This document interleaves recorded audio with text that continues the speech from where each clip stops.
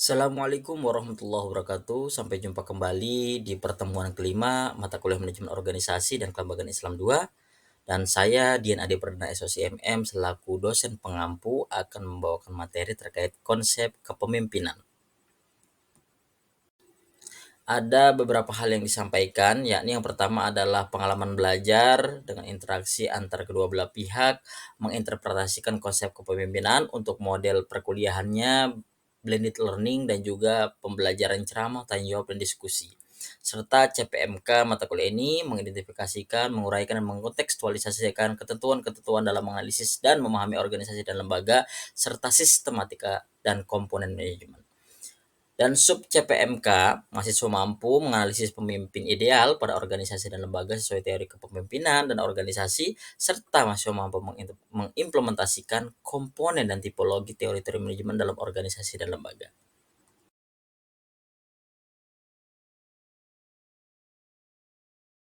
Apa itu kepemimpinan? Nah, di sini ada 3 teori, Hemhill and Kunz, Roach and Behling, dan yang ketiga adalah Jacob and Jekis. Artinya, kepemimpinan merupakan proses untuk mempengaruhi yang dilakukan oleh pemimpin kepada anggota-anggotanya dalam organisasi yang nantinya untuk mencapai tujuan bersama sesuai sasaran yang diinginkan.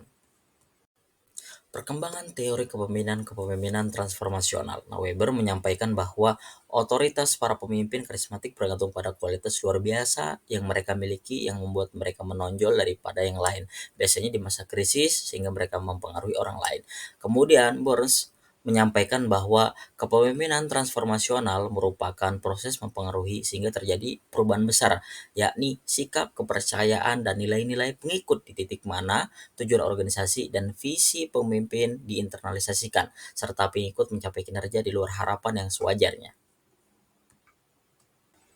Di sini ada ilustrasi pemimpin dalam organisasi dan lembaga. Seperti ember adalah organisasi atau lembaga, dan air adalah pemimpin air pertama, dan air selanjutnya adalah anggotanya. Segala aktivitas dan kegiatan itu ditentukan oleh pemimpin. Ketika pemimpin memiliki pengaruh yang positif atau jernih, maka aktivitas dan hasilnya pun akan positif dan jernih. Dan sebaliknya, ketika pemimpin membawa pengaruh yang keruh atau kotor, maka hasilnya pun akan keruh dan kotor sesuai keinginan pemimpin. Menurut Olga Epitropika dalam karya Junaidah, beliau mengemukakan bahwa ada 6 hal mengapa kepemimpinan transformasional penting bagi suatu organisasi. Yang pertama adalah kinerja organisasi secara signifikan dapat meningkatkan kinerja organisasi. Yang kedua, orientasi pasar dan kepuasan. Secara positif dikoneksikan dengan orientasi pemasaran jangka panjang dan kepuasan pelanggan. Yang ketiga, komitmen dapat membangkitkan komitmen para anggota terhadap organisasi. Yang keempat, kepercayaan dapat meningkatkan kepercayaan pekerja dalam manajemen dan perilaku keseharian organisasi. Yang kelima, kepuasan kerja.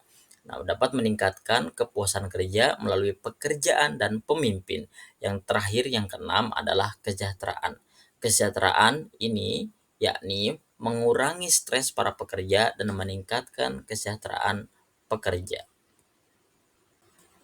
Pemimpin transformasional itu harus memiliki 2 konsep, pertama adalah mengubah dan yang kedua adalah memotivasi mengikut. Dikarenakan organisasi memiliki manfaat yang besar, terutama karena dalam organisasi ada pencapaian tujuan yang lebih efektif dan lebih efisien, serta setiap aktivitas dan kegiatan dilakukan secara kerjasama bersama-sama yang memungkinkan terjadinya situasi kondisi yang entah bagaimana kondisinya, dan itu sesuai harapan yang diinginkan dalam organisasi. Nah, ada 3 hal di dalam mengubah dan memotivasi pengikut. Yang pertama adalah sadar tugas. Pemimpin harus membuat anggota menyadari pentingnya hasil tugas atau test outcomes. Bagaimana hasilnya itu harus diperhatikan. Yang kedua adalah kepentingan. Pemimpin harus dapat memujuk mereka untuk melebihi kepentingan pribadi mereka demi organisasi atau tim. Yang ketiga adalah kebutuhan. Pemimpin harus mengaktifkan kebutuhan para anggotanya pada tingkat yang lebih tinggi, bahkan melebihi kepentingan-kepentingan dalam organisasi. Karena apa? Daya saing tersebut akan memiliki daya jual tersendiri bagi organisasi. Baik, terima kasih adik-adik mahasiswa. Di akhir sesi pertemuan kelima mata kuliah manajemen, organisasi, dan kelembagaan Islam 2 ini dengan materi konsep kepemimpinan, semoga bermanfaat dan tetap semangat untuk terus belajar. Jika ada pertanyaan silahkan disampaikan. Sampai jumpa kembali di selanjutnya. Wassalamualaikum warahmatullahi wabarakatuh.